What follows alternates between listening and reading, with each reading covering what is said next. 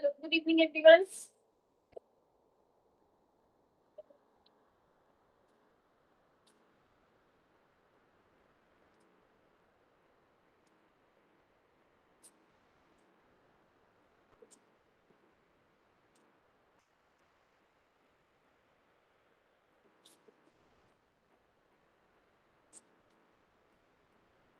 Good evening ma'am.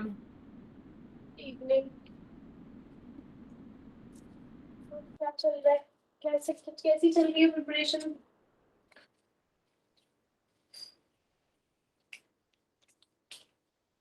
अभी तो office में छुट्टी लेने के लिए लड़ाई चल रही है। एग्जाम के लिए? हाँ जी मैम। यहाँ छुट्टियां कहाँ मिलती हैं? नहीं, मैंने तो कह दिया अगर नहीं छुट्टी दे रहे तो मैं चला। वो बोलेंगे जाओ।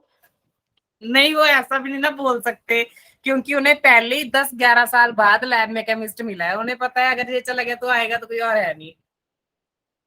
ऐसा भी सिस्टम है? ऐसा क्या है, लोग इतने वो घूम रहे हैं वेले।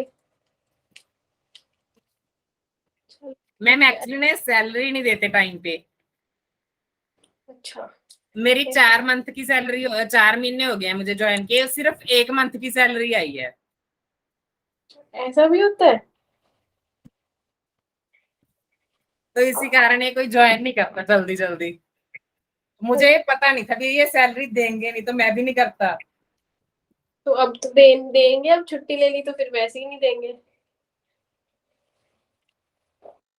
चलो कोई ना, इसको हम डिस्कशन बाद में करेंगे। हम लोग केमिकल काइनेटिक्स डिस्कस कर रहे हैं, तो उसमें बताओ कि जो प्रीवियस ईयर के क्वेश्चंस है वो किए?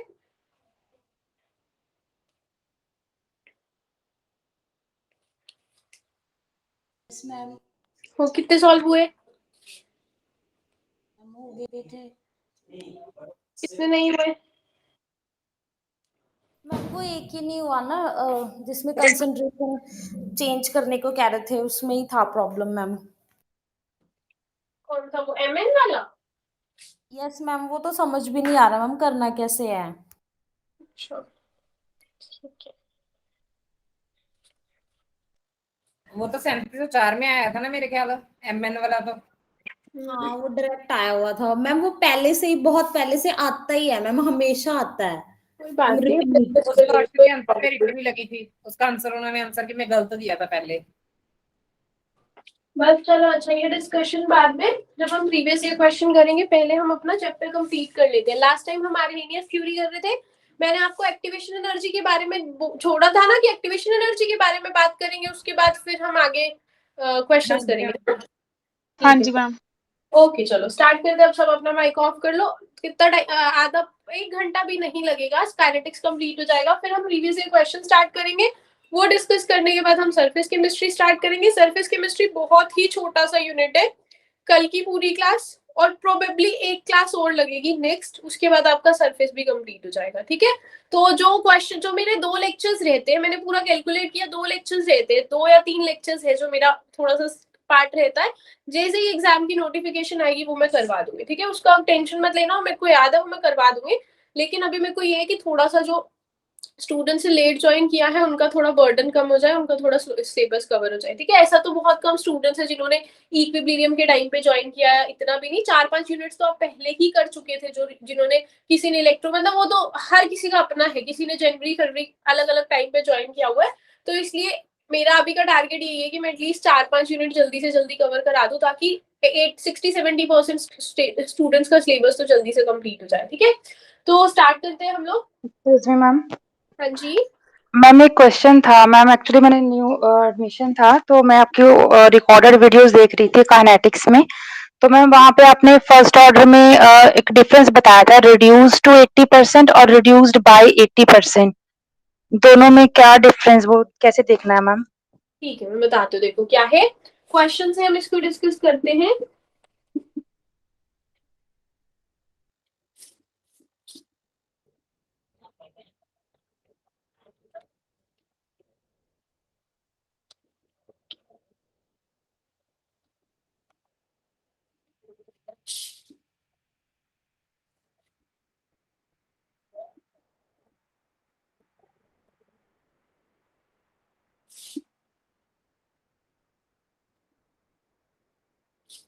देखो क्या है हमारे पास, मैं स्टेटमेंट पूरी नहीं लिख रही हूँ, वो तो आपको एग्जाम में गिवन होगी। जैसे हमारे पास ए नोट है, ए नोट क्या था, that was the initial concentration of reactant, A note was the initial concentration of reactant, कि रिएक्टेंट का इनिशियल कंसंट्रेशन क्या है, एक्स क्या था, अमाउंट डीकम्पोज्ड, रिएक्टेंट का जो अमाउंट है जो डीकम्पोज हो चुका है, डीकम्पोज होने का मतलब रिएक्टेंट कितना खत्म हो चुका है,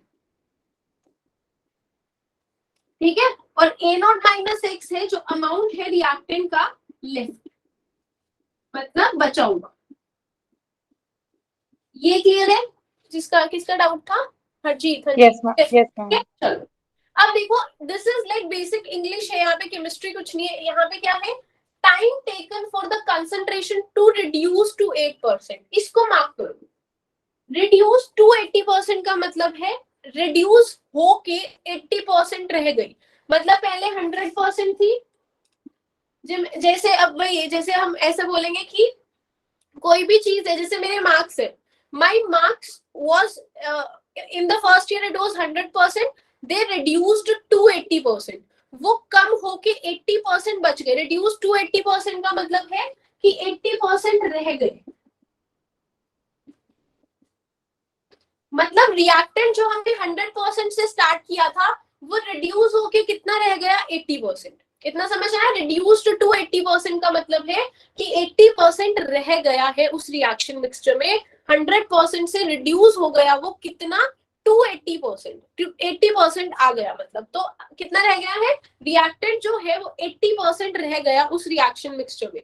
तो अब मुझे यहाँ पे ए नॉट पे तो कोई फर्क नहीं पड़ता, एक्स क्या है, अमाउंट जो है डीकम्पोज हुआ। अब आप खुद सोच के बताओ, अगर इनिशियली 100 था और मैं बोल रही हूँ कि 80% रह गया है इस रिएक्शन मिक्सचर में, तो उसका क्या मतलब हुआ, 20% डिकम्पोज हो चुका है। वेरी गुड, तो 20% डिकम्पोज हो चुका है, मतलब इस क्वेश्चन में, ये ऊपर वाले क्वेश्चन में एक्स की वैल्यू 20% है, एक्स की वैल्यू क्या है, 20% है, और ए नॉट माइनस एक्स की वैल्यू 80% है। इज इट क्लियर और नॉट?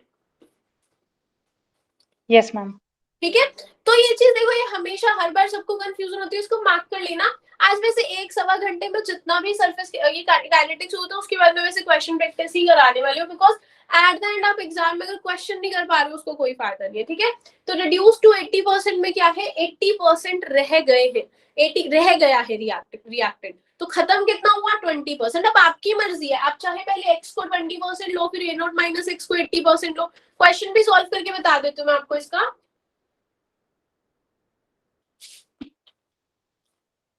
जैसे क्या करना है, अगर आपको टी निकालना है, so that will be 2.303 by k होता है formula, log of A naught by A naught minus x. अब आपकी मर्जी है, या तो a naught minus 20% of x put करो तो भी सेम ही आएगा, but better it will be कि इसको सीधा ये पुट कर दो कि 80% of A naught. Is it clear? Yes ma'am. ठीक है, चलो अब हम बात करते हैं रिड्यूस बाय 80%। जैसे वही है कि 80% का फर्क पड़ गया उसमें, पहले अगर वो 100 थी तो वो रिड्यूस बाय 80% हो गई। बाय 80% का मतलब है कि 80% खत्म हो गया। पहले क्या था, 80% बच गया, अब है 80% खत्म हो गया। तो एक्स की वैल्यू कितनी होगी इसमें,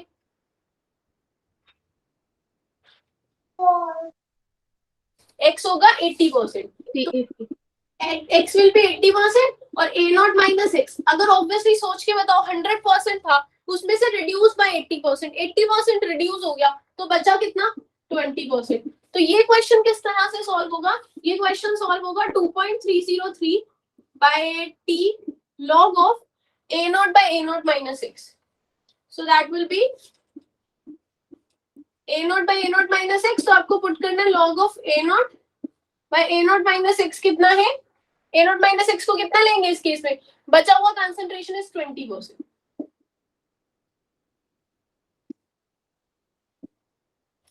ठीक है, तो इसको एक बार फिर से मैं समराइज करके बता रही हूँ, उसके बाद भी देखना अगर डाउट होगा तो। कोई अगर रिड्यूस्ड टू 80% है तो आपको एक्स को लेना है 20% और ए नॉट माइनस एक्स को लेना है 80%। अगर reduced by 80% है तो आपने x को लेना है 80% और a0 minus x को लेना है 20%. Is it clear? Yes ma'am. ठीक है, दैट्स अबाउट इट। बाकी वो तो ऐसा जरूरी नहीं हमेशा 80-20 आएगा, कभी 70-30 भी आ जाएगा, but concept will remain the same. Done. So next we were discussing Arrhenius theory. तो आर्हेनियस थ्योरी में हमने क्या डिस्कस किया था? वी हैव डिस्कस्ड कि k is equal to a e raised to power minus e by rt होता है। k is the rate constant, t is the temperature, r is the gas constant, a is the exponential pre exponential factor, Arrhenius constant, और ये हमारे पास frequency factor भी होता है जब reaction का ऑर्डर 1 होता है। अब बचता है एक्टिवेशन एनर्जी। मैंने आपको एक्टिवेशन एनर्जी नहीं बताया था कि क्या होता है। आज हम पहले हमारा मेन फोकस एक्टिवेशन एनर्जी पे रहेगा। हम एक्सोथर्मिक एंडोथर्मिक रिएक्शंस के बारे में पढ़ेंगे, इसमें काफी कांसेप्ट्स अभी रहते हैं वैसे। तो we will be discussing about activation energy. Activation energy,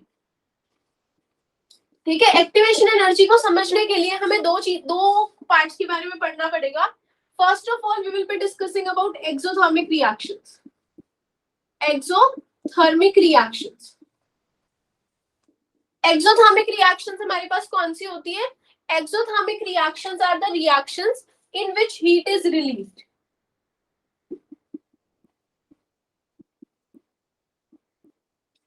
exothermic reactions वो रिएक्शंस होती हैं जिसमें क्या होगा? हीट जो है वो रिलीज होगी, ठीक है। In exothermic reaction heat is released, heat बाहर निकलती है। इस केस में जो रिएक्टेंट की एनर्जी है, रिएक्टेंट की एनर्जी जो है वो प्रोडक्ट की एनर्जी से ज्यादा होती है। इसका हमारे पास एनर्जी लेवल डायग्राम कैसे बनेगा? कुछ इस तरह से। इधर मेरे पास देखो टाइम चल रहा है, यहाँ तो यहाँ टाइम लिखते हैं, ये कोर्स ऑफ रिएक्शन लिखते हैं। कोर्स ऑफ रिएक्शन का मतलब कि रिएक्शन के टाइम पे क्या हो रहा है, ठीक है। तो रिएक्शन विल स्टार्ट, तो हमारे पास ये ऐसे जाएगा।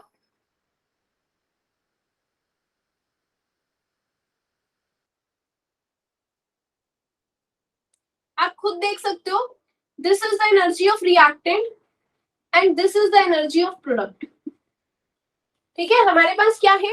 ये रिएक्टेंट की एनर्जी और ये प्रोडक्ट की एनर्जी है। कभी भी रिएक्शन को होने के लिए ये नहीं सोचना कि रिएक्शन ऐसे हो जाएगी। कभी भी रिएक्टेंट को प्रोडक्ट में कन्वर्ट होने के लिए एक बैरियर है जो उनको क्रॉस करना पड़ता है, ठीक है। रिएक्टेंट को प्रोडक्ट में चेंज होने के लिए एक एनर्जी का बैरियर है जो उनको क्रॉस करना ही पड़ेगा, तभी जाके वो प्रोडक्ट में चेंज होगा, नहीं तो वो प्रोडक्ट में चेंज नहीं होगा। मैं अगर आ रही हूँ आपको एक्सोथर्मिक रिएक्शन। एक्सोथर्मिक रिएक्शन में हमारे पास क्या होता है? रिएक्टेंट की एनर्जी प्रोडक्ट की एनर्जी से ज्यादा होती है। अभी एक्टिवेशन एनर्जी को मैंने डिस्कस नहीं किया।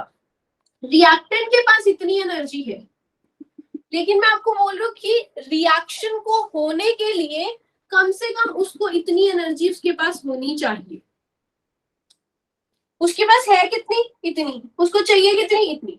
फॉर एग्जाम्पल लेट्स सपोज आप मार्केट में गए, कोई चीज आपको अच्छी लगी, उस चीज का प्राइस लेट्स सपोज 1000 रुपीज है, तो obviously if the price is of 1000 rupees तो आपको चाहिए उसको खरीदने के लिए 1000, बट यू ओनली हैव 400, तो आपको रिक्वायर्ड कितने हैं? 600। सेम कंसेप्ट यहाँ पे होता है।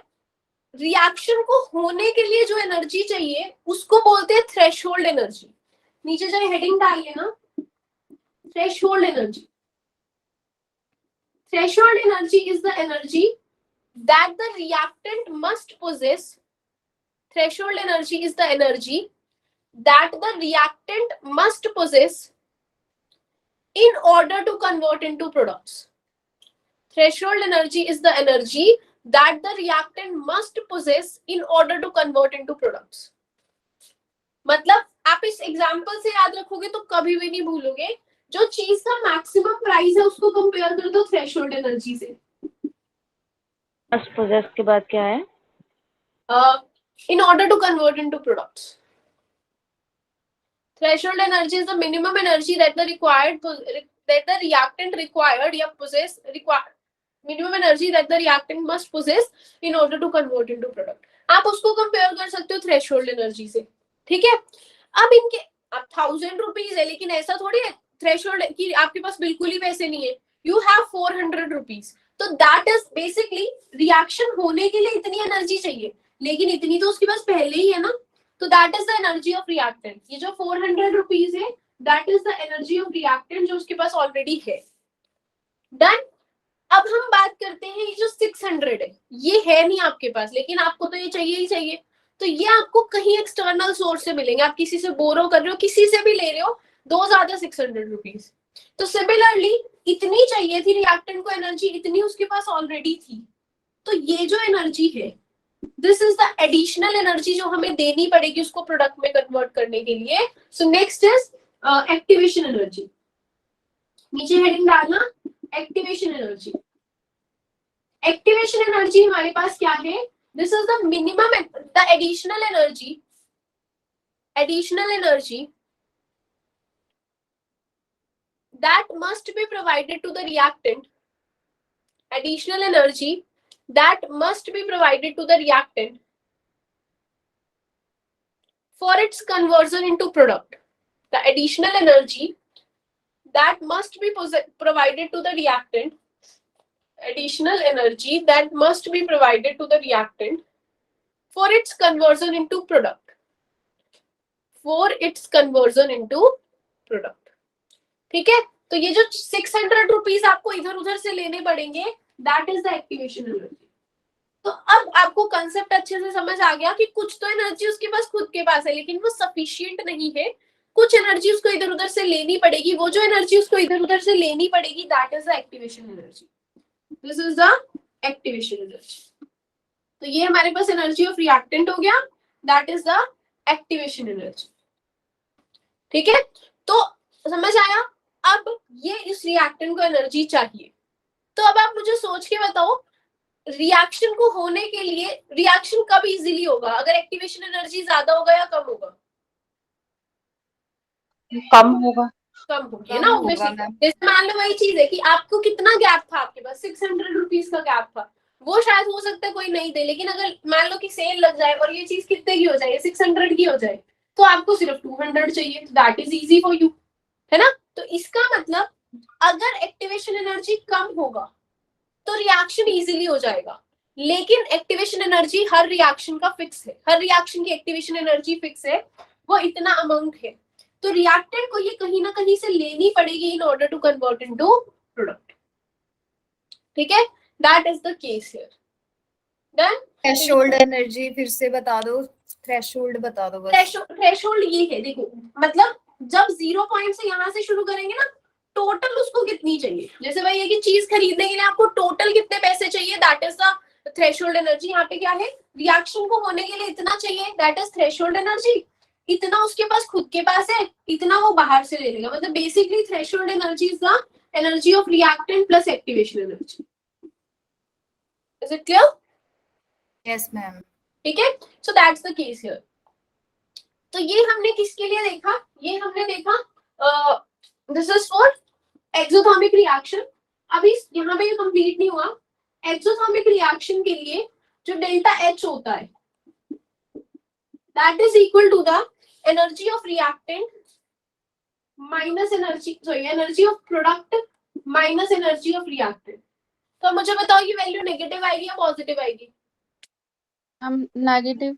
Negative, very good, because product, क्योंकि अभी तो बताया कि प्रोडक्ट की एनर्जी क्या है, कम है, तो छोटे में से बड़ा माइनस करेंगे तो नेगेटिव आएगा। और ये कोई नई चीज नहीं है, ये हम पहले ही पढ़ चुके हैं। जब हम थर्मोडायनामिक्स हमने डिस्कस किया तो वहां हम डिस्कस कर चुके हैं कि डेल्टा एच की वैल्यू नेगेटिव होती है एक्सोथर्मिक के लिए। एंडोथर्मिक के लिए जो डेल्टा एच की वैल्यू है वो क्या होती है, पॉजिटिव होती है। ठीक है, so that's the case here. Exothermic reaction में ये सारा सिनेरियो आपको याद रखना है। अब हम चलते हैं एंडोथर्मिक रिएक्शन की तरफ। Ma'am excuse me ma'am. जी मैम ये जो हम्प है मैम, ये क्या दिखाता है कि क्या है ये हम्प? ये ऐसा है कि ना देखो, रिएक्ट जैसे मान लो मैं अगर नंबर से बताती हूँ, रिएक्टेंट के पास इतनी एनर्जी है 1000, ठीक है, और सॉरी 100 है, प्रोडक्ट की एनर्जी 50 है। तो अगर ऐसा नहीं है कि रिएक्टेंट की एनर्जी इतनी है प्रोडक्ट की इतनी है, तो रिएक्शन को होने के लिए उसको सीधा वो 100 से 50 हो जाएगा और काम चल जाएगा। इसको आप ऐसे इस एग्जांपल से ले सकते हो, जैसे कभी आर्मी वालों की सिलेक्शन होती है तो उसमें क्या करते हैं, वो उनसे इतना मुश्किल इंटरव्यू लेते हैं, लेकिन एट द एंड चलो कुछ ऑफिसर वाली पोस्ट होती है उसमें इतना हार्ड वर्क उनसे कराना नहीं होता जितना मुश्किल उनका इंटरव्यू होता है। तो सेम चीज यहाँ पे है, इसको यहाँ से यहाँ तक पहुंचने के लिए ना, इसको अपनी डेस्टिनेशन तक पहुंचने के लिए एक बहुत बड़ा सा बैरियर क्रॉस करके जाना पड़ता है। ये ना एनर्जी का बैरियर होता है। अगर इसको केमिस्ट्री की लैंग्वेज में बताऊं तो आपको पता है कोई भी रिएक्शन जब होती है, आप ऑर्गेनिक में बहुत मैकेनिज्म्स करते हो, रिएक्शन में सिंगल स्टेप तो कोई भी नहीं होती। ए से बी बनने के लिए बीच में इंटरमीडिएट्स आते हैं और ट्रांजिशन स्टेट आती है, ये सारी चीजें आती हैं, उनकी फ्री रेडिकल्स आते हैं, ये सारे के सारे इनका क्या होता है, इनकी स्टेबिलिटी कम होती है, और अगर इनकी स्टेबिलिटी कम होती है तो इनकी एनर्जी क्या होती है, ज्यादा होती है। तो ए को बी तक पहुंचने के लिए इन इंटरमीडिएट्स, रेडिकल्स, ट्रांजिशन स्टेट, इन सब से गुजर के जाना पड़ता है। तो जब वो इनकी, क्योंकि स्टेबिलिटी कम होती है इस वजह से इनकी एनर्जी ज्यादा होती है, तो बीच वाली जगह पे उसकी जो एनर्जी है बहुत राइज कर जाती है। ओके, ठीक है मैम। हाँ जी मैम। ठीक है, so that's the case here. Next we will be discussing about endothermic reaction.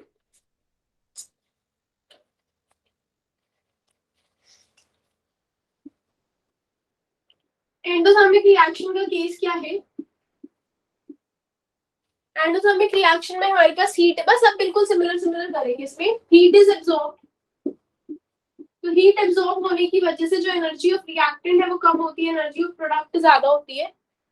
तो इस केस में हमारे पास जो ग्राफ है वो कुछ इस तरह का बनेगा। This is the energy of the reactant, this is the energy of the product, and threshold energy फिर भी रिएक्टेंट के टर्म में ही लिखनी है, प्रोडक्ट के टर्म में नहीं। This is the activation energy, and फिर से अगर मैं यहाँ पे लिखूं, ये पूरी की पूरी क्या हो गई, थ्रेशोल्ड एनर्जी। तो threshold energy is basically activation energy plus energy of reactant. ये फॉर्मूला सेम रहेगा दोनों में। यहाँ पे मेरे को डेल्टा एच की वैल्यू बता दो क्या होगी, positive. yes, there the delta H value will be positive. Why it will be positive? Because obviously it is an endothermic reaction. Endothermic में delta H positive होता है, ये हम कर चुके हैं thermodynamics में, ठीक है। So that's the case here.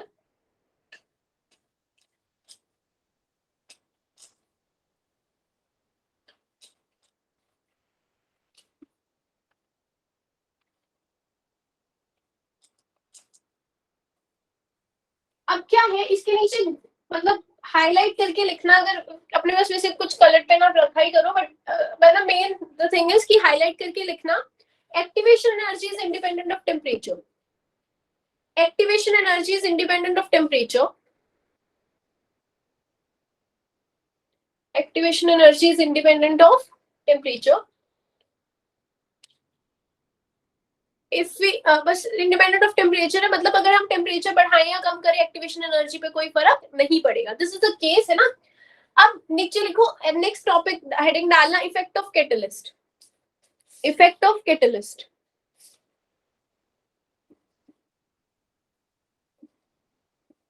Effect of catalyst. Catalyst क्या होता है? कैटलिस्ट एक ऐसा सब्सटेंस होता है जो ना रिएक्शन में खुद पार्टिसिपेट तो करता नहीं है, लेकिन रिएक्शन का स्पीड फास्ट कर देता है। हमें पता ही है catalyst is a substance which do not participate in the reaction but increases the rate of the reaction. अब जहां रेट की बात हो गई तो उसको हम कैसे नहीं पढ़े, हम जब केमिकल काइनेटिक्स पढ़ रहे हैं और हमें पता है एक स्पीशीज है जिसको हमने बस उस पर रिएक्शन में डाला और उसने उसका रेट बढ़ा देना है, तो वो तो हमें पढ़ना ही पड़ेगा काइनेटिक्स में। तो we are discussing the effect of catalyst. Now the question is, आपको सबने ये डेफिनेशन तो ऑब्वियसली जितनी भी केमिस्ट्री पढ़ी है आपने, +2 तक पढ़ी है, बीएससी तक, मास्टर्स तक, आपको ये तो पता होगा सबको कि कैटलिस्ट क्या करता है, किसी भी रिएक्शन का रेट जो है वो इंक्रीज कर देता है। My question is, how a catalyst increases the rate of the reaction? कैसे एनर्जी को कम हम एक्टिवेशन एनर्जी को कम करते हैं। अभी ओके ठीक है। अभी मैंने आपको क्वेश्चन पूछा था, आपने आंसर दिया कि रिएक्शन को होने के लिए एक्टिवेशन एनर्जी कम होनी चाहिए, जितना एक्टिवेशन एनर्जी कम होगा उतना ही रिएक्शन फास्ट होगा। तो यहाँ पे आपने यही लिखना है, a catalyst increases the rate of the reaction, increases the rate of the reaction by decreasing the activation energy, decreasing the activation energy. ठीक है, मतलब क्या है, कैटलिस्ट एक, आगे आप लिख सकते हो, it provide an alternate path for the reaction to take place. alternate path for the reaction to take place. क्या होता है अगर कोई रिएक्शन है, जैसे अभी तो ये हमने डिस्कस कर ही लिया, मान लो कि ये रिएक्शन है एक्सोथर्मिक है, चलो एंडो, ये तो एंडो बन गई, ये है। अभी हमने डिस्कस किया कि रिएक्शन को होने के लिए इस पाथ से गुजर के जाना ही पड़ेगा जिसमें इतना एक्टिवेशन एनर्जी है। कैटलिस्ट डाला, कैटलिस्ट क्या कर रहा है, वो इसको कह रहा है कि ये वाला पहाड़ है ना जो बहुत बड़ा है, मैं क्या करूंगा, एक अल्टरनेट पाथ प्रोवाइड कर दूंगा, वहां पे इतना ज्यादा हाइट पे नहीं चढ़ना पड़ेगा। तो catalyst basically provide an alternate pathway for the reaction, कुछ इस तरह से। ये जो डॉटेड वाली लाइन है ये शो करती है catalysed reaction, this show the catalysed reaction, और ये जो सॉलिड लाइन है that shows the uncatalysed reaction. ठीक है, तो डॉटेड वाला कैटलाइज शो करता है और सॉलिड वाला अनकैटलाइज शो करता है। ठीक है, तो आपको पता होना चाहिए कि कैटलिस्ट इंक्रीज करता है rate of the reaction by decreasing the activation energy, जो हमें दिख रहा है उसने एक अल्टरनेट पाथवे प्रोवाइड कर दिया, that is the effect of the catalyst. अब इसको हम मैथमेटिकली लिखें अगर, मैथमेटिकली लिखिए अगर हम, तो हमें पता है कि कैटलिस्ट ने क्या किया, एक्टिवेशन एनर्जी डिक्रीज कर दी। तो मैं पहले लिख एक मिनट अपना करना, नहीं रबी होगी, के अनकैटलाइज्ड, के अनकैटलाइज्ड क्या है, rate constant in the form of catalysed reaction, uncatalysed reaction का ए तो ए ही रहेगा, e raised to power minus EA by RT। लेकिन इस केस में जो एक्टिवेशन एनर्जी होगी, क्योंकि अनकैटलाइज्ड रिएक्शन है तो एक्टिवेशन एनर्जी भी अनकैटलाइज्ड वाली होगी। मैंने कुछ नहीं किया, अभी जो आर्हेनियस का एक्सप्रेशन है सिर्फ वही लिखा मैंने, लेकिन मैंने क्या किया है, उस एक्सप्रेशन को अब क्लासिफिकेशन की फॉर्म में लिख दे। पहले तो हम सिर्फ ये इस रिएक्शन का इतना एक्टिवेशन एनर्जी है उसी फॉर्म पे करने से तो हमारे आंसर्स आ जा रहे थे, लेकिन अब क्या है, हमारे पास दो रिएक्शन है तो ऑब्वियसली मुझे उन दोनों के लिए अलग अलग इक्वेशन लिखनी पड़ेगी। पहले मैं इस रिएक्शन के लिए लिख रही हूँ अनकैटलाइज्ड के लिए, दैट इज दिस। अब मुझे क्या करना है, कैटलाइज्ड के लिए लिखनी है, that is A e raised to power minus EA by catalyzed RT. K uncatalyzed equals to A e raised to power minus EA catalyzed by RT. K catalyzed is equal to A e raised to power minus catalyzed RT. What you have to do, you just have to simply divide these. इनको divide कर दो। मैं ना prefer करूंगी इसको नीचे रखना,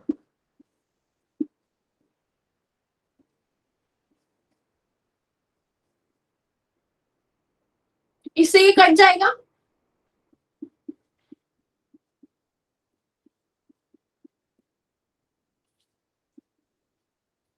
ये ऊपर जाके उसमें ऐड हो जाएगा।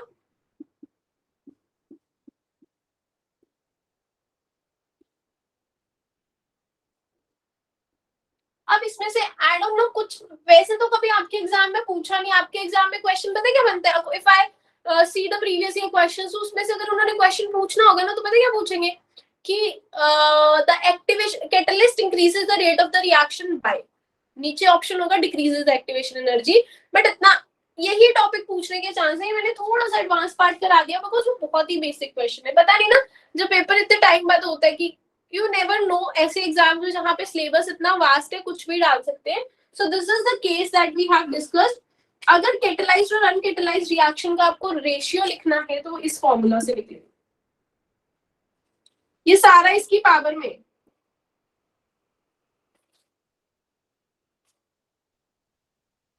Okay, that's the effect of the catalyst. तो यहाँ पे हमारा आर्हेनियस थ्योरी बिल्कुल अच्छे से कंप्लीट होता है। अब हम इसके ठीक है। अब हम इसकी न्यूमेरिकल प्रैक्टिस करेंगे। मैं हर तरह का एक न्यूमेरिकल करवा रही हूँ, ठीक है, और इसमें इससे बाहर आपको कोई क्वेश्चन नहीं पूछा जाएगा बिकॉज इसमें से कुछ पर्टिकुलर फिक्स न्यूमेरिकल्स बनते हैं जो मैं आपको लिखवा रही हूँ। ठीक है, राइट डाउन फर्स्ट क्वेश्चन।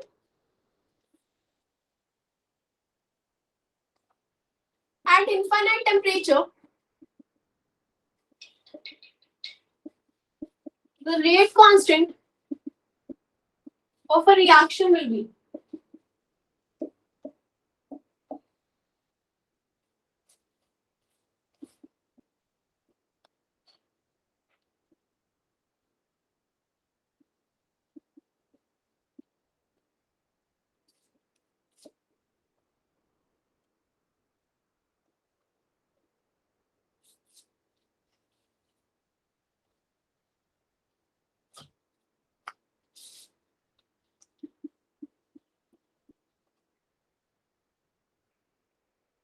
कर दो erase इसको। Option A. सोच समझ के आंसर देना। इतना ऐसे इनफाइनाइट टेम्परेचर है, इतना ज्यादा टेम्परेचर बढ़ा दिया, रेट कांस्टेंट 0 हो गया। लॉजिक भी नहीं है इसमें तो। Ma'am k is equals to a आएगा कैसे ये वाला। कैसे कैसे पूछ रहे हो, रीजन कैसे? मैम ये लगाया ना हमने formula k is equals to a e raise to power minus ea over rt। t को मैम इन्फिनिटी पुट कर दिया, 1 ओवर इन्फिनिटी क्या होता है 0, e रेज टू पावर किसी की भी 0 क्या होगी 1। वेरी गुड, ये ऐसे ही होगा क्वेश्चन। देखो बिल्कुल सही किया है। आंसर ए ई रेज़ पर minus E a by R T है। करवा रही k is equal to a e raised to power minus ea by rt, so that will be a e raised to power ea by rt। अब क्या करो, temperature given है ना, infinite put कर दो। Anything divide by infinity is 0, तो e की power में 0 आ गया। e की पावर 0 किसके इक्वल होगा 1 के, तो आंसर आ जाएगा 1 के इक्वल। अब बताओ कहाँ डाउट है? ठीक है ना? किसी को डाउट है एक बार कैलकुलेशन चेक कर लो, मैं इतने नेक्स्ट क्वेश्चन लिख रही हूँ, किसी को डाउट होगा तो दोबारा बता देते।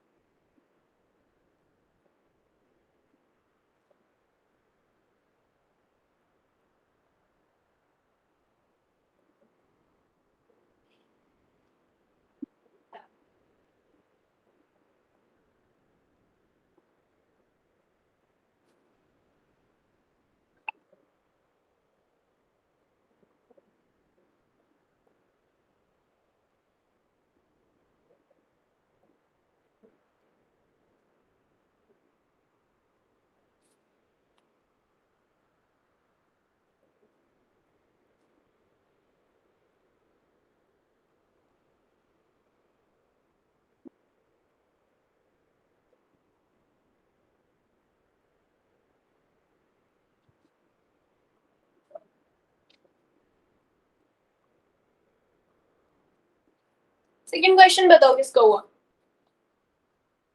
पास कर दो ना इरेज, कोई डाउट तो नहीं है?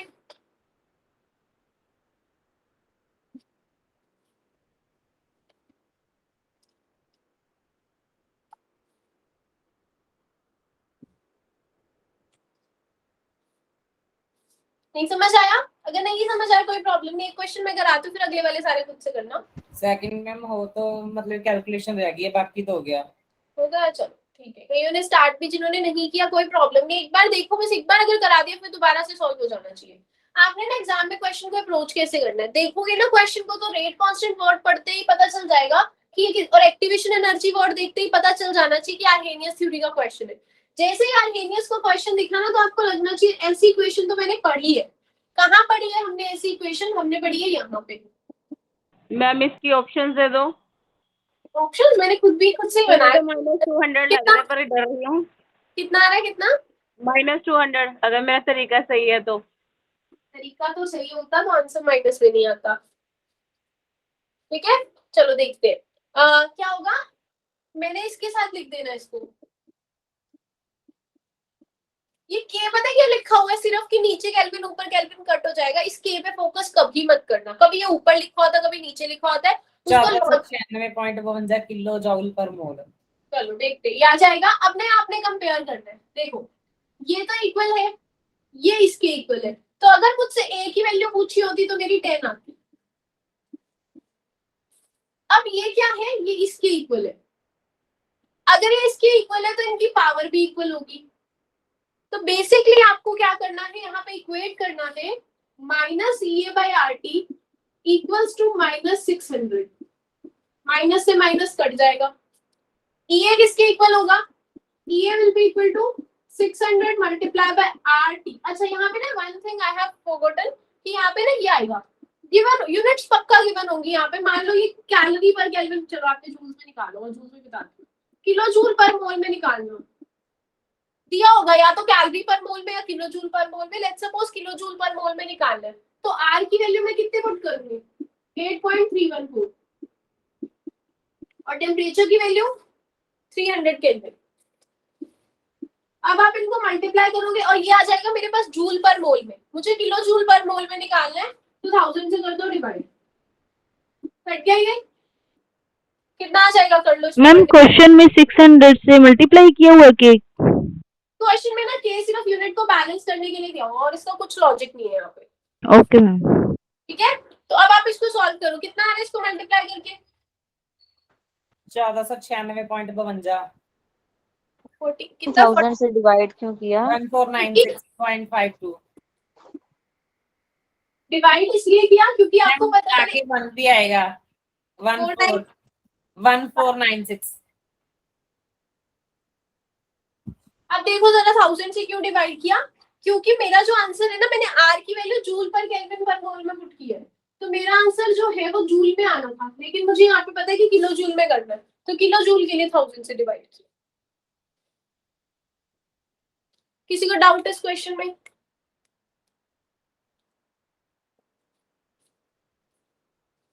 नहीं है ना, तो अब ये क्वेश्चन सॉल्व करके बताओ मुझे। सेम स्टेटमेंट है, सिर्फ यहाँ पे मैं चेंज कर रही हूँ।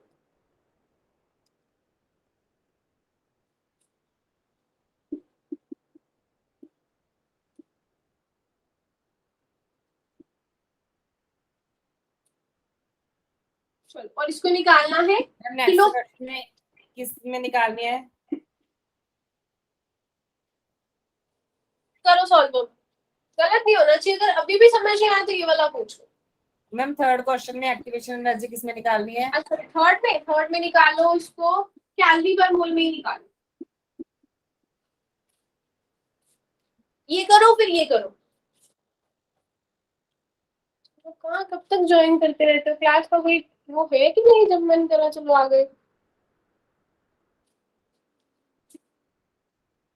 टेम्परेचर बे उसका 300 ही रहेगा सेम। हाँ क्वेश्चन है 300 ही रखा है मैंने, 300 ही ले लो। सही सही आंसर निकालना।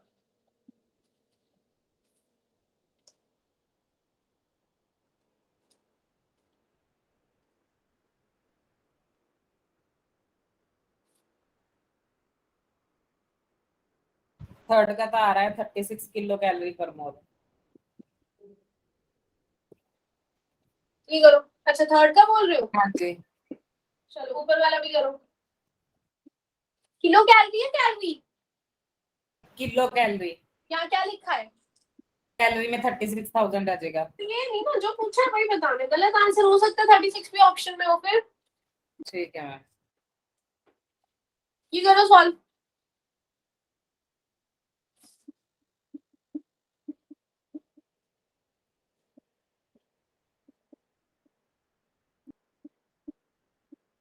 कंपेयर करके मेरी ए की वैल्यू 20 आ गई और EA बाय RT की वैल्यू 20 आ गई। EA किसके इक्वल है 20। ये किसी का आंसर सॉल्व नहीं हुआ अभी तक, कितना सिंपल सा तो क्वेश्चन है। मैम क्या 1200 नहीं मैम 12,000। सबको आदत आ गई जितेंद्र ने, है ना, हिंदी में बोलने की। हार कितना आएगा इसमें 2 आएगा, टेम्परेचर कितना 300, सो दैट विल बी 12,000 कैलोरी पर मोल। इसका आंसर आ रहा है 36,000। अब ये नहीं है, हर क्वेश्चन बताने की जरूरत नहीं पड़नी चाहिए आपको, इस क्वेश्चन को देख के ही पता चलना चाहिए। इस बार दूसरे वाला फॉर्मूला यूज होगा।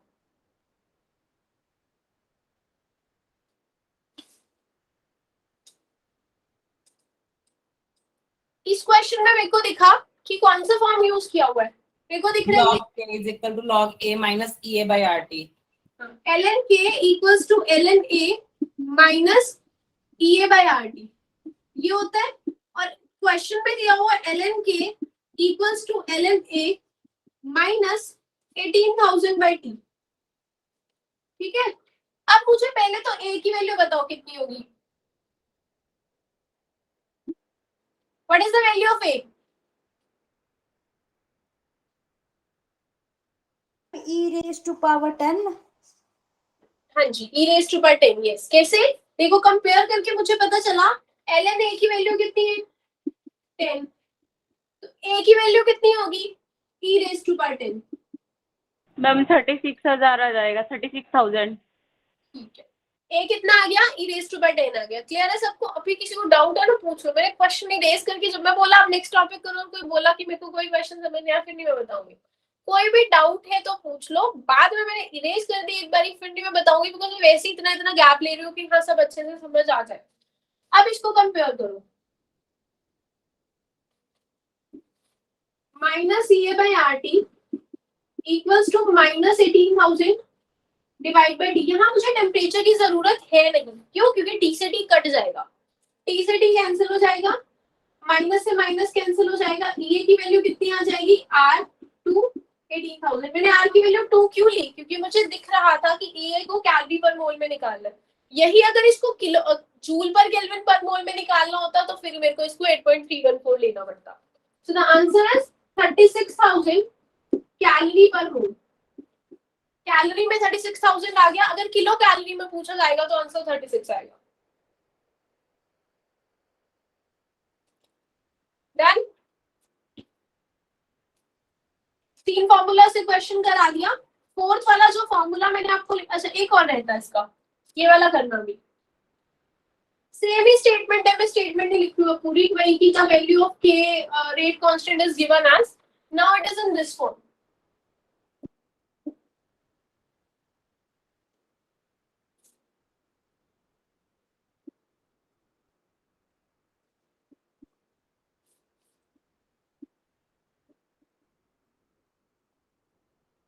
ए निकालो किलो जूल पर मोल में, और ए की वैल्यू भी निकालो, दोनों चीजें निकालो।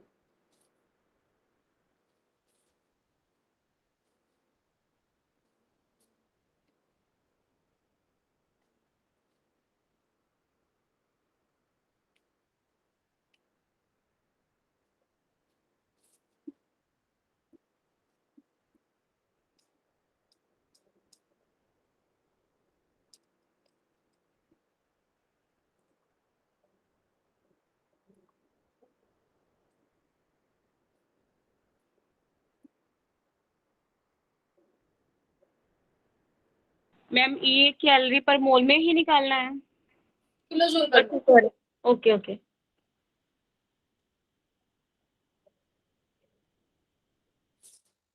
और अभी भी अगर कोई पीछे से देख रहा है ना फॉर्मूलाज, ये मत सोच लेना फिर ये क्वेश्चन खुद से किए। अगर फॉर्मूलाज भी खुद से लिखे तो आई कैन, तो आप मान सकते हो कि हाँ ठीक है मैंने खुद क्वेश्चन सॉल्व किया। पीछे जो फॉर्मूलाज देख ली तो फायदा क्या?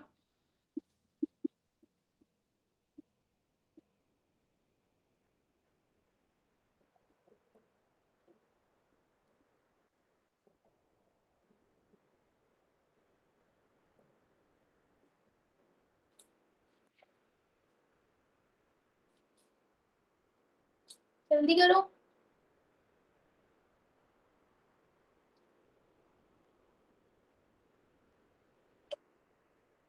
हो गया मैम। ए की वैल्यू आएगी 10 रेज़ टू पावर 5, ए की वैल्यू आएगी 114.88 किलो जूल पर मोल। कैलकुलेटर से किया या खुद से किया है? कैलकुलेशन ए की वैल्यू ऐसे की है, उसकी कैलकुलेटर से निकाल ली है। यहाँ पे क्या कोई मजाक चल रहा है? जब एग्जाम में कैलकुलेटर अलाउड नहीं है तो what is the point of using calculator? ये जो आदत होती है ना, पता क्या होता है, अगर आप कैलकुलेटर ऐसे सोचोगे मल्टीप्लाई तो है, पेपर में जाके हम हाथ से कर लेंगे। मल्टीप्लिकेशन की ट्रिक्स हमें पता चलती रहती है जैसे जैसे हम धीरे धीरे मल्टीप्लाई करते रहते हैं। ये कोई तरीका नहीं है कि हाँ कैलकुलेटर से सॉल्व कर लिया। देखो करो इस क्वेश्चन को सॉल्व, आई कैन सी कि इस पे ये वाला फॉर्मूला लगेगा।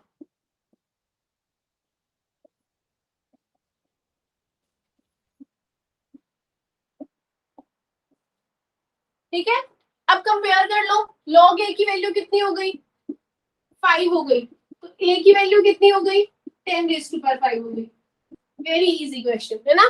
इसमें तो कैलकुलेटर का करना ही क्या था कि हाँ इसमें नहीं यूज किया, इसमें तो कैलकुलेटर यूज करके भी कुछ नहीं होगा। EA by 2.303 R equals to, वैसे बिना मतलब कि बिना कैलकुलेटर इजीली हो सकता है। तो वही तो करना है, फिर बिना कैलकुलेटर ही करना है सारा कुछ।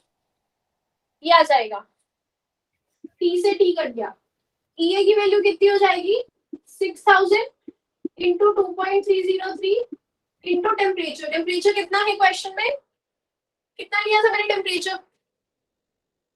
अच्छा लेने की जरूरत ही नहीं है सबसे। अच्छा हाँ, टेम्परेचर तो लेने की जरूरत ही नहीं। 2 आ जाएगा 8.314 किलो, 8.314 किलो जूल पर divide by 1000 divide by 1000 because kilo joule में करने के लिए 1000। इसको कर दो कट, अब करो सॉल्व। 8 2 जा 16, 16 6 8 विल बी 8 2 जा 16 आ जाएगा, बट इसकी वैल्यू ज्यादा ही आएगी वैसे तो। करके देखो इसको, पूरा पूरा करने की जरूरत ही होती। अगर ऐसी कैलकुलेशन आ रही है आपके पास एग्जाम में, तो इसको 2.3 लो और इसको 8.3 लो। कोई इसको पूरा सॉल्व नहीं करेगा, जरूरत ही नहीं है। 23 को 83 से मल्टीप्लाई करो, 13.8 गुना 8.3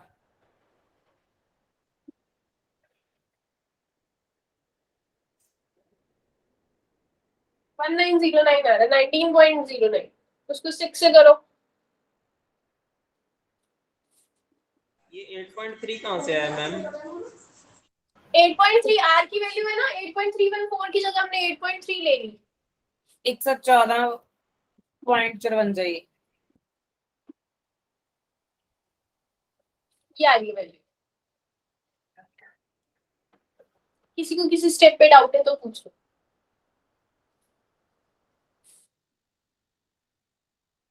मैम जब 2.303 का 1000 नीचे गया तो फिर 2.3 फिर कहाँ से बन गया? नहीं देखो, ये 2.30 का 1000 नहीं है, 2.3 को मैंने एज इट इज रखा। ये 1000 इसलिए लगाया है क्योंकि मैंने आर को तो जूल में लिया, मेरा आंसर जूल में आ रहा था, लेकिन फाइनल आंसर चेक करो, वहां स्टेटमेंट में लिखा हुआ था किलो जूल में निकालना है। तो ये 1000 पॉइंट हटाने का नहीं है, ये 1000 किलो जूल में कन्वर्ट करने का है। ए की वैल्यू जो ई रेज टू पावर 5 भी तो आ सकती है ना? ए रेज टू पावर 5 कहाँ से आ जाएगी? ए की value A raise to power 5 आ जाएगी। ए तो इधर ही रहेगा, लॉग उधर जाएगा, तो 10 रेज टू पावर 5 है। ई रेज टू पावर 5 अगर आप पूछ रहे हो, वो तब होता है जब वो ln होता लोग, है। हाँ जी मैम, ठीक है। अगर ln होता है तो ई जाता है, लॉग होता है तो 10। अगर आपने इसको ई रेज टू पावर 5 लिख दिया तो आंसर विल बी रॉन्ग। अगर मैम हम लोग एलएन वाला लेंगे तो फिर तो ई रेज टू पावर 5 आएगी ना मैम? हाँ वो अगर अगर लेकिन क्वेश्चन में हाँ दिया जी, हुआ अगर वो वाला ln वाला होगा तो ई रेज टू पावर 5 आएगी। ठीक है मैम। लास्ट क्वेश्चन ये, बस ये देखो। अब इसके बाद मैंने इस वाले के बाद एक ये फॉर्मूला करवाया था, दैट इज कौन सा था? एक ये फॉर्मूला कराया था ना आपको। इस फॉर्मूला से एग्जाम में क्वेश्चन नहीं आते, ये फॉर्मूला एज इट इज आता है। ठीक है, इस फॉर्मूला से एग्जाम में कोई न्यूमेरिकल नहीं होगा। This will be asked in the exam as it is, कि कौन सा वाला रिलेशन सही है। तो इसलिए इसमें से कोई न्यूमेरिकल नहीं करवाया मैंने। अब ये लास्ट टाइप ऑफ न्यूमेरिकल बचा है। इसमें मेरे को सिर्फ इतना बताओ, फॉर्मूला कौन सा लगेगा?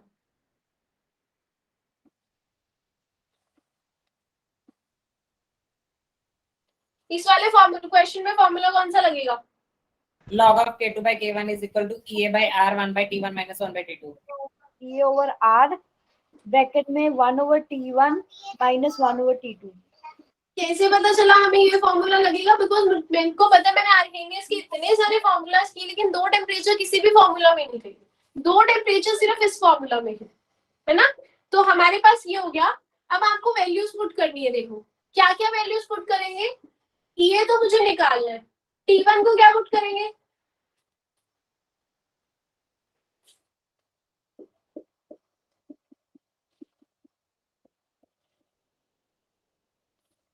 R को लेंगे 2 कैलोरी पर केल्विन पर मोल। ठीक है, और अगर मैं देखो क्या, ये इसको समझो, rate of reaction become double. मतलब अगर मैं K1 बोलूं, K के इक्वल है। अगर मान लो कि 27 डिग्री सेल्सियस पे K के इक्वल था, तो 37 पे वो डबल हो गया, तो कितना हो गया? 2 of k1 2K आ जाएगा। 2 of K1 लिख लो या 2K लिख लो, क्योंकि उसको मैंने लेट कर लिया। अब हम वैल्यू सब्स्टिट्यूट करेंगे। ln 2K दोबारा डिवाइड बाय समझा दो, रेट वाला डबल समझ नहीं आया। Rate of a reaction become double when temperature is raised. मतलब क्या है? देखो इस फॉर्मूला में K1 क्या होता है? K1 is the rate constant of temperature T1। तो मैंने ना उसको K मान लिया। K2 is the rate constant of temperature T2, T2 मतलब 37 डिग्री सेल्सियस। तो उन्होंने बताया है उसका रिलेशन, उससे उन्होंने बोला कि वो डबल हो जाएगा, मतलब अगर 10 डिग्री टेम्परेचर बढ़ाया है 27 से 37 किया है तो वो डबल हो जाएगा।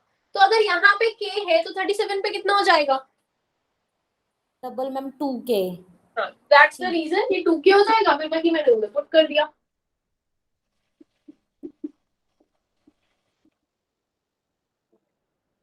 यहाँ पे क्या पुट करेंगे? ये आ जाएगा।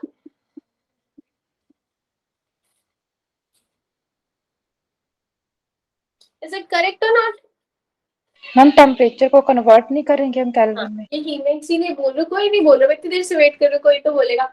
टेम्परेचर है जो ये ऐसे ही दिया होगा एग्जाम में, बहुत रेयर चांसेस है कि केल्विन में दिया होगा, लेकिन गलती से भी इसको सेल्सियस में पुट मत कर लेना, बिकॉज हमें यूनिट्स कैंसिल करनी है। आपको पता है इसके तो यूनिट जूल पर केल्विन पर मोल होंगे, चाहे कैलोरी में भी ले लो तो कैलोरी पर केल्विन पर मोल होंगे।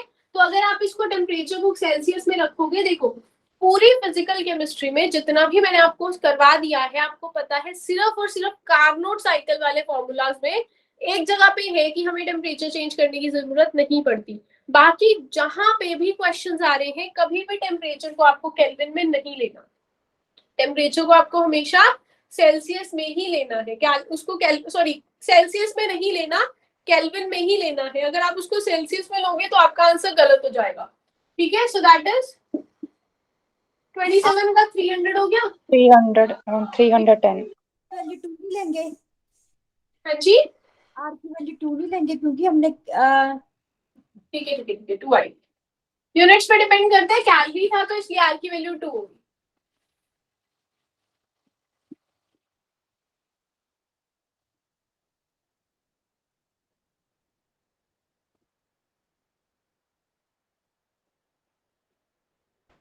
एक सौ तीस भी क्या होगा? आंसर आई 13020 कैलोरी पर मोल। देखना पड़ेगा कितना आ रहा है, चेक करके।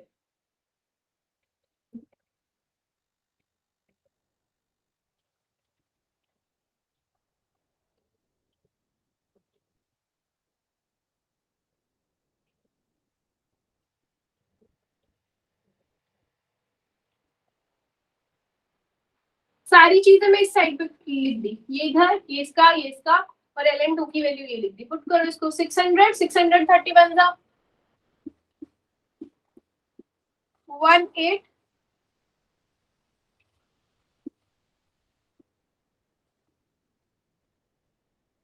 इसको भी आप शॉर्ट में लिख सकते हो, इसको 2.3 लिख लो और इसको 0.3 लिख लो, ठीक है। और 2.3 और 0.3 को करो मल्टीप्लाई, सीधा ही 69 हो गया, 0.069।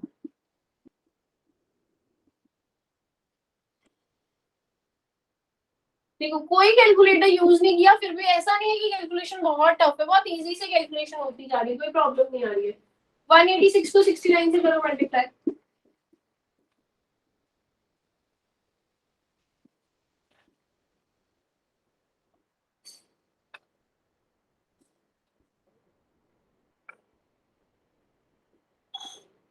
One two 834, so that will be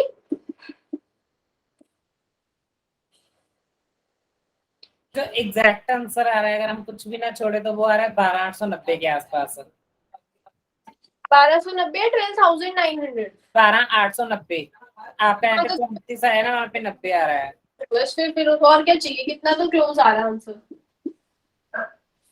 options में इतना का डिफरेंस तो होगा, 12,000 में होगा, फिर वो 13,000 में होगा, इतना का डिफरेंस तो आराम से होगा। देखो कैलकुलेशन आप देख सकते हो कि कैसे करनी है, मैंने एक एक स्टेप करके बता दिया है, कभी भी इसको इलेबोरेट करने की ज्यादा जरूरत है नहीं है, शॉर्ट में भी करोगे तो भी आपका आंसर सही आ जाएगा। Okay, that's all about the Arrhenius theory. Every type of question जो एग्जाम में पूछा जा सकता है वो हमने कवर कर लिया।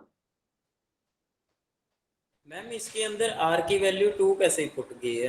क्योंकि क्वेश्चन में गिवन था कि हमें जो आर है, वो जो ई है, वो कैलोरी पर केल्विन पर मोल में निकालना है, कैलोरी पर मोल में निकालना है। अगर वही ई है हमें जूल पर, वो हमेशा ना ई की यूनिट दी होगी, अगर ई है जूल में निकालना है तो 8.314, अगर उसको कैलोरी में निकालना है तो 2, वो उस पर डिपेंड करता है, क्वेश्चन में गिवन होगा हमेशा।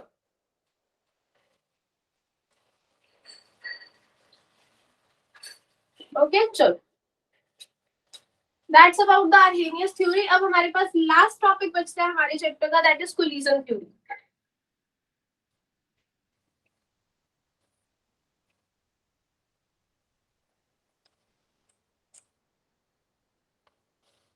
तो कोलिजन थ्योरी के बारे में क्या है, what actually collision theory is. Collision theory में अभी देखो, हमने जो एक्टिवेशन एनर्जी पढ़ा था ना, इसमें थोड़ा सा ये जो आर्हेनियस वाला, थोड़ा सा एक और चीज एक्सप्लेन करना चाहती हूँ। ये जो फैक्टर है ना, ये पूरा फैक्टर अलग अलग से तो मैंने आपको बता दिया, ई क्या है, आर क्या है, टी क्या है। मैं पूरा फैक्टर बता रही हूँ आपको कि ये पूरा फैक्टर क्या है।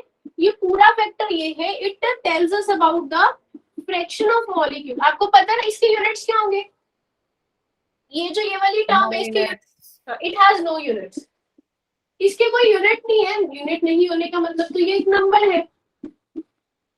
तो क्या है इसका, it is the fraction of molecules, it represents the fraction of molecules whose energy is greater than the threshold energy.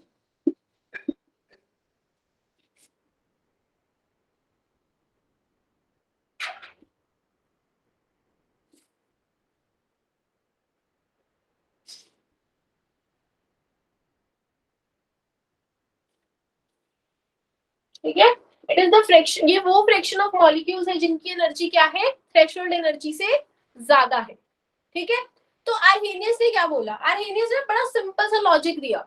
उसने बोला कि जोन से मॉलिक्यूल्स की एनर्जी तो थ्रेशोल्ड एनर्जी से कम है, वो तो कुछ नहीं करेंगे, वो तो रिएक्टेंट के रिएक्टेंट ही रहेंगे। ही सैड कि जोन से मॉलिक्यूल की एनर्जी, मतलब ये इतने नंबर, ये फ्रैक्शन का मतलब क्या हो गया, ये बताता है अमाउंट कि 5,000, 10,000, 15,000, ये नंबर बताएगा हमें कि कितने जो मॉलिक्यूल्स है हमारे पास वो क्या कर रहे हैं, उनकी एक्टिवेशन एनर्जी जो है एक्टिवेशन एनर्जी से ज्यादा है। तो आर्हेनियस ने ना बड़ा ही सिंपल सा लॉजिक दिया। उसने बोला कि कोई भी वो मॉलिक्यूल जिसकी एनर्जी एक्टिवेशन एनर्जी से ज्यादा होगी, वो क्या हो जाएगा, वो प्रोडक्ट में कन्वर्ट हो जाएगा। लेकिन फिर आई पिक्चर में कोलिजन थ्योरी, और कोलिजन थ्योरी ने बोला कि ऐसा कुछ नहीं है। ठीक है, कोलिजन थ्योरी ने आर्हेनियस की थ्योरी को गलत नहीं प्रूव किया, उसने उसकी थ्योरी को ये शो किया कि आर्हेनियस की थ्योरी इनकम्प्लीट है। तो नेक्स्ट हेडिंग हमने डाली है कोलिजन थ्योरी, राइट डाउन। मैं fraction of molecules whose activation energy, fraction of molecule whose, क्या लिखा था मैंने, fraction of molecule whose energy is greater than the threshold energy. Fraction of molecule whose energy, जिनकी खुद की एनर्जी ग्रेटर होती है थ्रेशोल्ड एनर्जी से।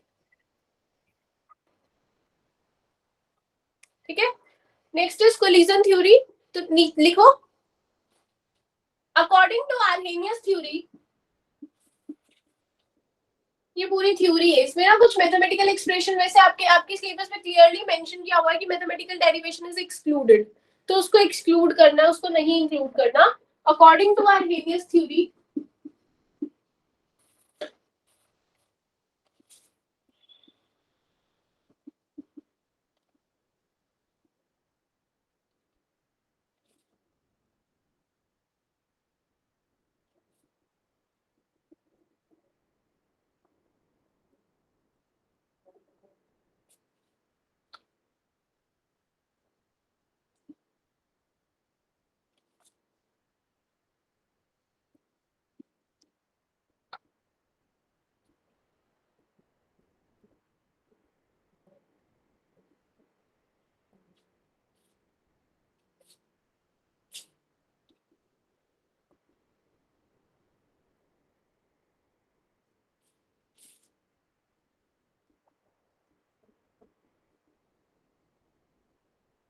पर नोट कर लो, दे विल एक्सप्लेन।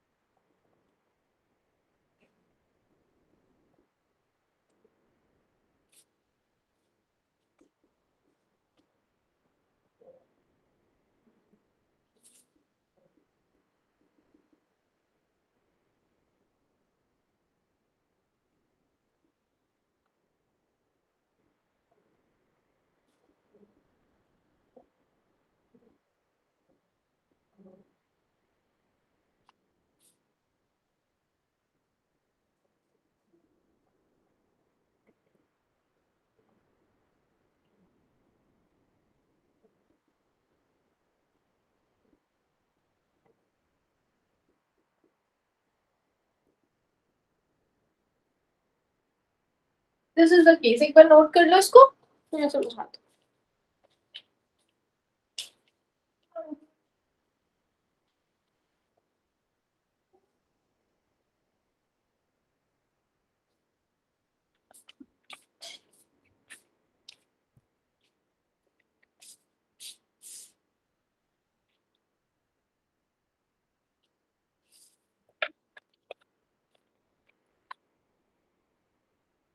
देखो क्या कंसीडर किया इसने, आर्हेनियस थ्योरी कहती है कि जो मॉलिक्यूल्स है, all the molecules having energy greater than the threshold energy will convert into product. हमने अभी डिस्कस कर लिया, बट इन रियलिटी अगर रियलिटी देखी जाए तो ये ट्रू नहीं है। ये ट्रू नहीं है, क्यों नहीं है? क्योंकि मतलब ऐसा है कि हमने पहले सोचा कि एक ही कंडीशन होनी चाहिए इसको रिएक्टेंट को प्रोडक्ट में कन्वर्ट होने के लिए, बट फिर बाद में ये कोलिजन थ्योरी ने बताया अलोंग विद थ्रेशोल्ड एनर्जी। ये नहीं उसने बोला कि थ्रेशोल्ड एनर्जी नहीं होनी चाहिए, उसने बोला वो तो होनी ही चाहिए, बट अलोंग का मतलब होता है साथ, उसके साथ साथ मॉलिक्यूल में एक ओरिएंटेशन होनी चाहिए, एक प्रॉपर ओरिएंटेशन होनी चाहिए। ओरिएंटेशन का मतलब होता है कॉन्फ़िगरेशन, या वो मैं अभी एक्सप्लेन कर देती हूँ एग्जांपल देके। अगर ये दोनों कंडीशन सेटिस्फाइड है तो ही वो रिएक्टेंट प्रोडक्ट में कन्वर्ट होगा, नहीं तो वो प्रोडक्ट में कन्वर्ट नहीं होगा। This is one thing. और उसके बाद नेक्स्ट क्या है, दिस इज एप्लीकेबल। ये जो ये वाला सिनारियो है, ये जो ये वाली थ्योरी है, ये थ्योरी जो है ये एप्लीकेबल है किसके लिए? बायोमोलिकुलर गैस फेज रिएक्शंस के लिए। बायोमोलिकुलर गैस फेज रिएक्शंस मतलब बायोमोलिकुलर कौन सी रिएक्शंस होती है जिनकी मॉलिक्यूलरिटी 2 होती है। गैस फेज रिएक्शंस का मतलब जो गैसियस फेज में प्रेजेंट होती है। सॉलिड और लिक्विड के लिए थ्योरी है ही नहीं। आगे सॉलिड लिक्विड के लिए बहुत थ्योरीज है, that is the transition state theory, that is ऐसी से बड़ी सारी थ्योरीज है, unimolecular theory, enzyme catalysed reactions है, ये सारी की सारी थ्योरीज है, लेकिन वो आपके सिलेबस का पार्ट नहीं है। ठीक है, if you will prepare for some advance level exam तो उसमें आपको वो सारी थ्योरीज करनी पड़ेगी। तो applicable for biomolecular gas phase reaction. अब इसका एग्जांपल समझो, ओरिएंटेशन से क्या मतलब हुआ। जैसे मेरे पास मान लो मुझे ये रिएक्शन करानी है,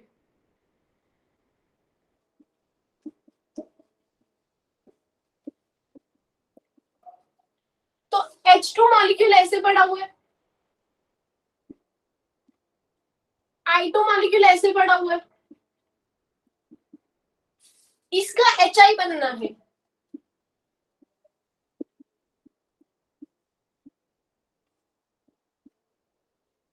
ठीक है, तो H2 plus I2 changes to HI। तो इसने बोला कि ऑब्वियसली H2 I2 को कंबाइन करके HI में कन्वर्ट होने के लिए क्या करना होगा, उसका कोलिजन होना तो जरूरी है। उसने बोला कोलिजन थ्योरी में ये बोला है कि कोलिजन प्रॉपर ओरिएंटेशन से होना चाहिए। इसका मतलब अगर तो इन दोनों मॉलिक्यूल्स का कोलिजन इस तरह से होगा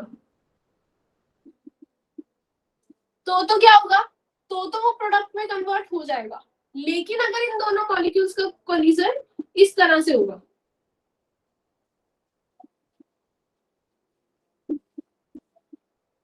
तो नहीं होगा। मतलब ये ऐसा नहीं है कि हर रिएक्शन में यही कंडीशन है कि ऐसे मॉलिक्यूल वर्टिकल मोड में होने चाहिए। हर रिएक्शन का अपना एक कंडीशन है। इसका कंडीशन ये है कि पहले ये ऐसे टकराएंगे, ये बॉन्ड इधर से टूट जाएगा, ये इधर से टूट जाएगा और हमें 2 HI के मॉलिक्यूल मिल जाएंगे।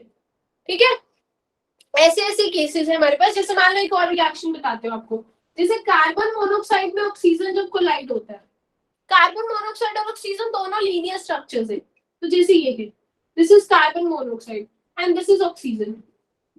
इससे कार्बन डाइऑक्साइड बनना है। कार्बन डाइऑक्साइड का स्ट्रक्चर कैसा होता है, ऐसा स्ट्रक्चर होता है उसका। तो ऑब्वियसली देखो, आपको पता है कि ऑक्सीजन को इधर बॉन्ड बनाना पड़ेगा, CO तो है ही है, पहले ऑक्सीजन को कार्बन के साथ बॉन्ड बनाना पड़ेगा। अगर तो इनका कोलिजन इस तरह से हो, मतलब ऑक्सीजन ये जो है ये इसके साथ जाके टकरा गया, बॉन्ड तो उसको कार्बन के साथ बनाना था, कोलिजन उसको ऑक्सीजन के साथ हुआ, इस केस में no reaction will take place. लेकिन अगर ये जो ऑक्सीजन है ये इधर कोलाइड करे तो क्या होगा, तो ये कार्बन डाइऑक्साइड में कन्वर्ट हो जाए। आर्हेनियस ने तो ऐसा कुछ नहीं बताया, लेकिन कोलिजन थ्योरी ने ये फैक्टर कंसीडर किया कि हमारे पास जो रिएक्शन है, किसी भी रिएक्शन को होने के लिए तो उसकी थ्रेशोल्ड एनर्जी जितनी एनर्जी तो होनी ही चाहिए, लेकिन उसकी प्रोडक्ट में कन्वर्जन भी प्रॉपर होनी चाहिए। ठीक है। की मॉलिक्यूलरिटी कितनी बताई थी 2? हाँ बायोमोलिकुलर है तो molecularity is 2। That's about the collision theory. अब कोलिजन थ्योरी का ना ये बहुत बेसिक पार्ट है, आपके सिलेबस में बहुत क्लियरली बोला होगा कि डेरिवेशन करने की जरूरत है नहीं है, तो इसलिए ज्यादा फैक्टर्स हम इसके डिस्कस नहीं करेंगे, बस हम इतना ही करेंगे और इससे हमारा काम चल जाएगा। ठीक है, बिकॉज ये थ्योरी वैसे है बहुत एडवांस। यहाँ पे बस एक चीज I want you to write down, क्योंकि वो सिक्वेंस तो नहीं आएगा, बट स्टिल चलो इतना छोटा सा तो याद रख ही सकते हो। पिछले वाला केस देखो, आर्हेनियस थ्योरी वाला, वहां मैंने लिखा था k is equal to e raised to power minus EA by RT। अब क्या होगा, अब ऐसा यहाँ पे जो A है वो इंडिपेंडेंट होता था टेम्परेचर के। आप बस इतना लिख लो, अकॉर्डिंग टू कोलिजन थ्योरी या according to collision theory A is not independent of temperature. According to collision theory, A is not independent of temperature. A temperature के इंडिपेंडेंट नहीं है, दैट डिपेंड्स अपॉन, मतलब टेम्परेचर पे depend करता है कैसे, A directly proportional to T की power 1/2, but the effect is not significant.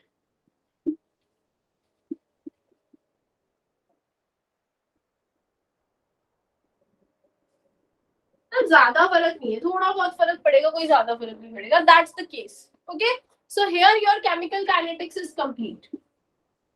ठीक है, अब पहले मैं इंस्ट्रक्शन में भूल नहीं जाऊं बाद में। टुडे इज वेडनेसडे, आपकी केमिकल काइनेटिक्स हो चुकी है, अभी मैं प्रीवियस ईयर के क्वेश्चन करा रही हूँ। There will be a test of chemical kinetics on Saturday.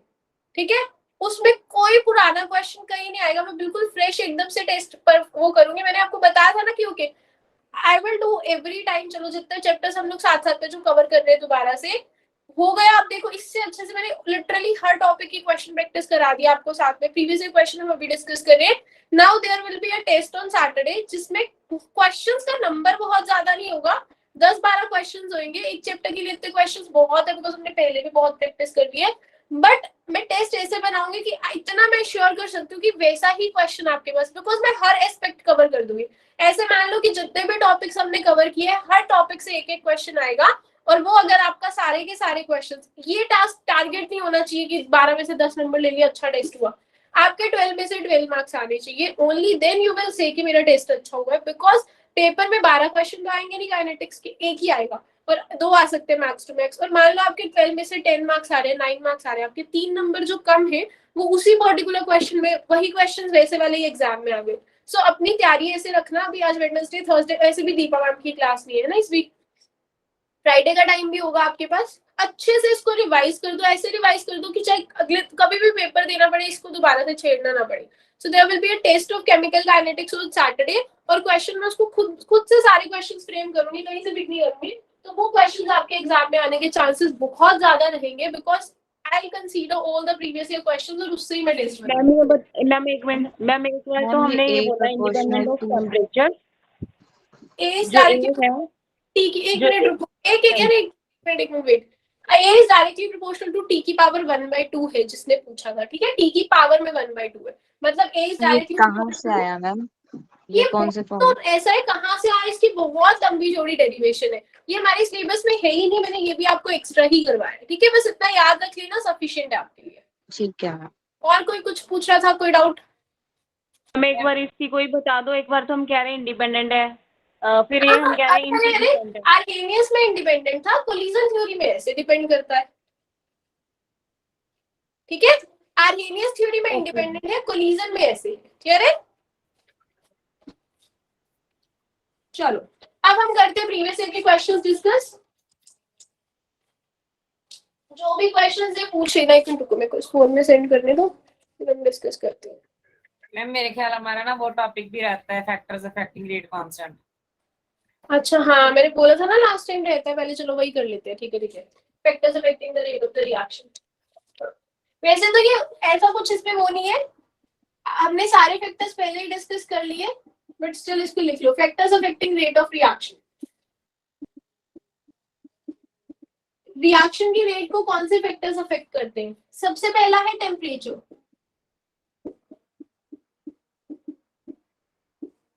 Temperature कैसे रेट ऑफ रिएक्शन को अफेक्ट करता है? हम लोग सारे फैक्टर्स डिस्कस ऑलमोस्ट कर चुके हैं, आपको बस अब इसको एक फॉर्म में समराइज करके लिखना है।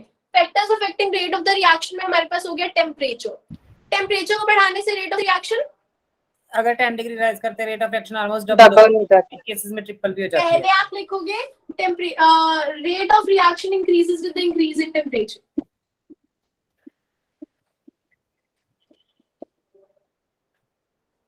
इसमें आप चाहो तो नीचे वो लाइन लिख सकते हो जो मैंने पहले ही लिखवाई है, अगर आपको एक ही जगह पे सारे नोट्स बनाने, that is with every 10 degree rise in temperature the rate of reaction increases. With every 10 degree rise in temperature, the rate of reaction become double. ठीक है? Next is the concentration of reactant.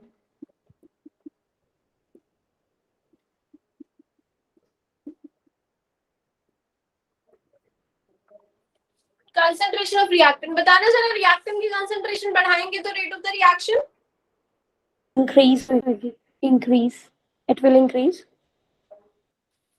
it will increase. Yes, ma'am. This is not the correct answer. Ma'am इसको वैसे तो अगर equilibrium के basis पे तो rate of reaction increase करेगा, बट अगर हम इक्विलिब्रियम नहीं काउंट करते तो ये डिपेंड करता है रिएक्शन फर्स्ट ऑर्डर है, सेकंड ऑर्डर है, मतलब कि हमारी जीरो ऑर्डर है। इक्विलिब्रियम का केस कहाँ से आ गया? इक्विलिब्रियम पे तो वैसे ही रेट ऑफ रिएक्शन का कोई वो नहीं है, वहां तो Order पर depend करेगी ना। हाँ, ये जो जिन्होंने आंसर दिया है इंक्रीज होगी, आपका आंसर गलत है। क्यों गलत है? सारे चैप्टर को वही है ना, इतना वो एक एक डिटेल पढ़ा के फिर वही गलत ही कर दिया। अब मुझे ये बताओ, खुद आंसर देना इसका। अगर रिएक्शन का ऑर्डर 0 है तो रेट किसके इक्वल होगा? रेट तो के इक्वल होगा, रेट तो कांस्टेंट है। अब बताओ मेरे को कंसंट्रेशन बढ़ाने से कौन सी रेट बढ़ रही है? या तो मैं कंसंट्रेशन जितनी मर्जी बढ़ा दूं, मेरी तो कोई रेट नहीं इंक्रीज होगी। सो हाउ कैन यू से कंसंट्रेशन बढ़ाने से रेट बढ़ेगा? हाँ, मैं ये तो ठीक है कि फर्स्ट ऑर्डर में बढ़ेगा, लेकिन मैंने कोई ऑर्डर थोड़ी मेंशन की है। तो आप इसका आंसर क्या लिखोगे? इसका आंसर लिखोगे, ये वैसे क्वेश्चन आया ना, ये सीएसआर नेट पे क्वेश्चन आया हुआ और उसमें कोई भी करेक्ट आंसर नहीं था, फिर उन्होंने उसको स्टार मार्क्स दे दिए थे। तो इसका वैसे करेक्ट आंसर क्या होगा? It can increase with the increase in concentration, the rate of reaction can increase, decrease or remain as constant.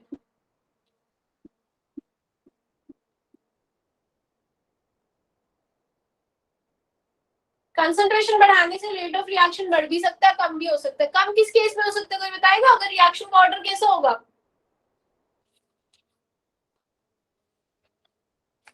किस केस में कंसंट्रेशन बढ़ाने से रेट ऑफ द रिएक्शन कम होगा? सेकेंड ऑर्डर में। सेकंड ऑर्डर में लिख के देखना जरा। Fraction का होगा। फ्रैक्शन अगर ऑर्डर नेगेटिव में होगा, यस, अगर ऑर्डर नेगेटिव में होगा, कैसे देख के लिखो ना ऊपर ऑर्डर नेगेटिव। ये देखो, रेट इज के ए की पावर -1, तो उस केस में होगा रेट इज के ए। तो आ गया ना इनका इनवर्स रिलेशन। तो ये जो डिक्रीज मैंने लिखा है, this is in the case of when the order is negative. Increase कब करेगा? फर्स्ट ऑर्डर, सेकंड ऑर्डर और बाकी सारे ऑर्डर्स होंगे। डिक्रीज कब करेगा? जब नेगेटिव ऑर्डर होगा। और कांस्टेंट कब रहेगा? जब 0 ऑर्डर होगा। ठीक है? कंसेप्ट नहीं अप्लाई करना आता ना, तो वो चाहे जैसे मर्जी पढ़ा दो। कंसेप्ट की बारी में फिर से वही प्रॉब्लम है। नेक्स्ट क्या है? Surface area. more is the surface area, faster is the reaction. Surface area, यहाँ पे आप सिर्फ इतना लिखोगे, for surface catalysed reactions. For surface catalysed reaction मतलब जो रिएक्शन सरफेस पे हो रही होती है, for surface catalysed reactions the rate of reaction increase with the increase in surface area. For surface catalyzed reactions, the rate of reaction increases with the increase in surface area. For surface catalyzed reactions, the rate of reaction increases with the increase in surface area. Then, fourth देखो,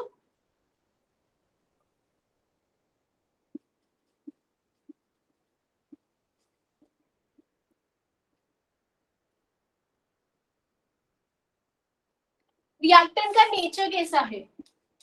आयनिक reactant या आयनिक substances? Ma'am अगर अगर तो आयनिक है तो ma'am वो जल्दी rate of reaction fast होगी, अगर कोवलेंट है तो मैम वो रेट ऑफ रिएक्शन कम हो जाएगी। ठीक है, बिल्कुल सही है। Ionic substances react faster as compare to covalent ones, as compare to covalent reactions.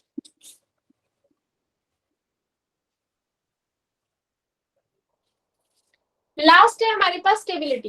Catalyst में लिखोगे, सर्च में कैटलिस्ट ही लिखवाया मैंने अभी, बट कैटलिस्ट के बारे में तो आप फिफ्थ लिखो कैटलिस्ट। कैटलिस्ट क्या करेगा रेट ऑफ रिएक्शन को? इंक्रीज पर Increase. बट कई केसेस में डिक्रीज भी करता है। हाँ, जैसे वो हम कैटलिसिस में वैसे डिस्कस कर लेंगे। कैटलिस्ट क्या है?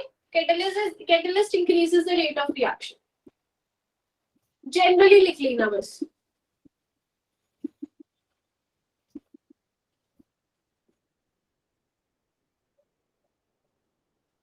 Last is stability.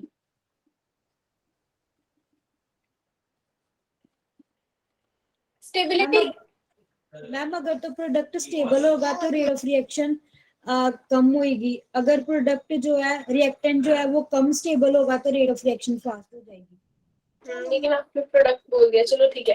क्या होगा स्टेबिलिटी का? देखो दुनिया में हर चीज स्टेबल होना चाहती है, हर चीज को चाहिए कि मैं स्टेबल हूँ।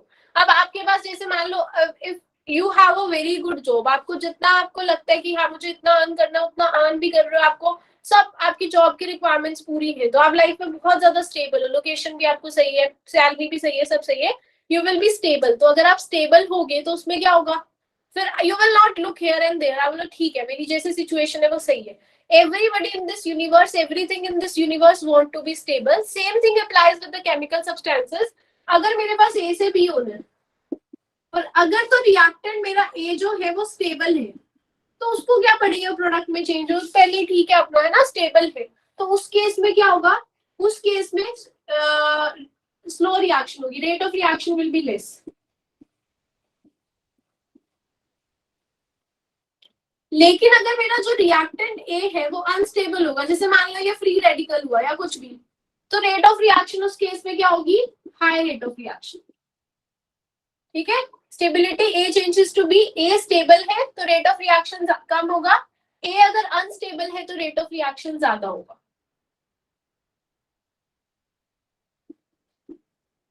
ए स्टेबल है, रेट ऑफ रिएक्शन कम, ऐसे ही प्रोडक्ट के लिए अगर बी स्टेबल होगा तो रेट ऑफ रिएक्शन क्या होगा? अगर प्रोडक्ट स्टेबल है तो रेट ऑफ रिएक्शन क्या होगा? स्लो होगा। हाँ, क्योंकि अगर चीज स्टेबल है रेट ऑफ रिएक्शन फास्ट होगा, अगर अनस्टेबल है तो स्लो होगा। हाँ फास्ट होगा ना, because everybody wants to be stable. अब मैं बोल रही हूँ प्रोडक्ट स्टेबल है तो वो तो चाहेगा कि मैं प्रोडक्ट की तरफ जाऊं, तो फटाफट से रिएक्शन करेगा, तो उस केस में रेट ऑफ रिएक्शन हाई होगा। हाँ जी मैम, हाँ जी हाई रहेगा। और अगर बी अनस्टेबल होगा तो रेट ऑफ रिएक्शन स्लो होगा। These are the cases, इसको नोट कर लो, मैं इस पे बस सेंड कर लूँ एक बार प्रीवियस ईयर क्वेश्चंस, फिर हम डिस्कस करते हैं। ग्रुप में सेंड किए थे ना मैंने।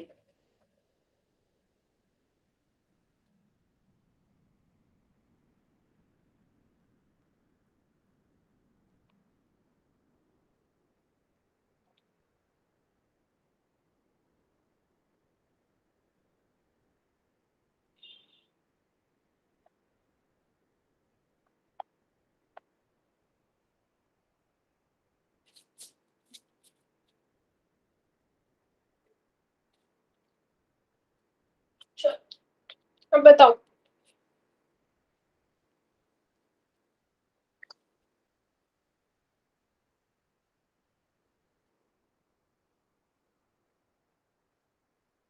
मैं एक एक करके बता रही हूँ, आंसर बताते जाना मुझे इसके, बिकॉज मैंने आंसर की तो सेंड की नहीं थी ना।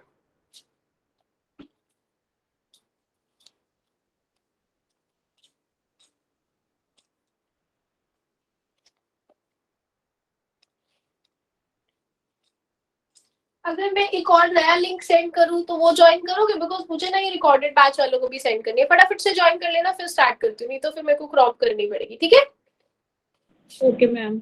चलो I am sending a new link, फटाफट से ज्वाइन कर लेना उसको।